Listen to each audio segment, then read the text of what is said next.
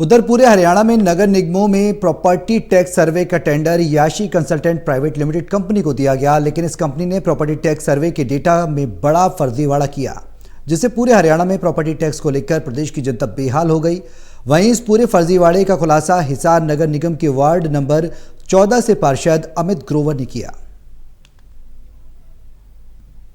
ये department of urban local bodies की तरफ से एक खास टेंडर दिया गया, जिसमें हरियाणा के तमाम 22 जिलों के लिए प्रॉपर्टी टैक्स का सर्वे करने का जिम्मा याशी कंसल्टेंसी प्राइवेट लिमिटेड को दिया गया। करोड़ों का ये टेंडर, और इस करोड़ों के टेंडर में अब जनता बेहाल हो चुकी है। दरअसल इस कंपनी की तरफ से जमीन पर कोई सर्वे नहीं किया गया और फर्जी सर्वे तैयार कर उसी के आधार पर लोगों के घर पर प्रॉपर्टी टैक्स के बिल्स भेजे जा रहे हैं, जिससे जनता बेहाल हो चुकी है। और इसी को लेकर हिसार के एक पार्षद ने इसके खिलाफ जंग का ऐलान कर दिया है। ना सिर्फ जमीन पर, बल्कि ना सिर्फ नगर निगम के कार्यालय के भीतर, बल्कि कोर्ट तक इस पूरे मामले को ले जाने की तैयारी कर ली है।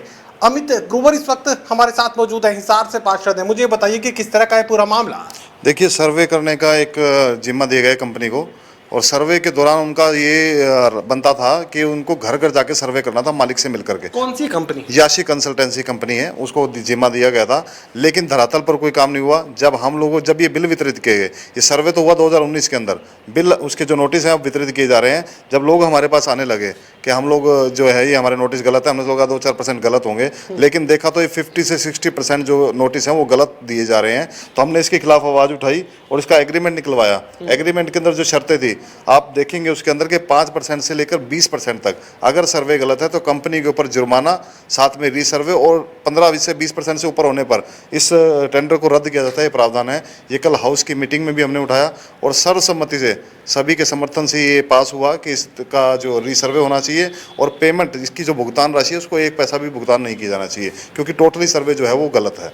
कितनी कीमत इस सर्वे पर लगाई जा रही है? सरकार कितना भुगतान इन्हें करने जा रही है? और हरियाणा के तमाम 22 जिलों में क्या यही हाल है? देखिए, हिसार का अकेला हिसार क्लस्टर का 19 करोड़ 54 लाख का टेंडर है, और अगर आप 22 जिलों की बात करें तो ये खरबों में, करोड़ों में जाता है ये। और टोटली जो पैसा है वो जनता का पैसा है, वो इसको कंपनी को लुटाने का काम किया जा रहा है। मैं आपको दिखाना चाहूँगा, ये सभी जो बिल हैं, ये सभी जो नोटिस हैं with proof, with original proof लोगों ने ला करके दिए हैं, जो हमने कोर्ट में ले जाने की तैयारी कर रखी है। कल हाउस में भी मैंने ये पुख्ता प्रमाण पेश किए थे।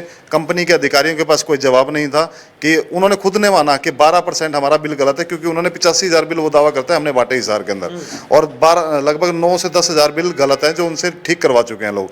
मतलब 10 से 12% तो वो मान चुके हैं कि गलत थे, लेकिन हम ये कह रहे हैं कि 50 से 60% गलत हैं, क्योंकि लोग पूरे नगर निगम में पहुंच नहीं पा रहे।